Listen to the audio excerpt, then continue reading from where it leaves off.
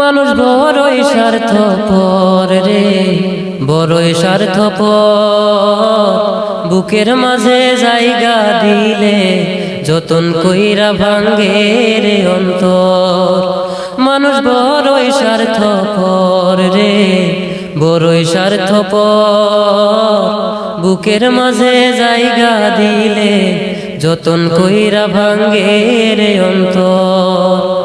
অচেনা এক জানলার পাখি যতন কইরা বুকে রাখি, বুকের পাজর ভাঙ্গা সে যে সাজায় অন্যের ঘর রে, সাজায় অন্যের ঘর।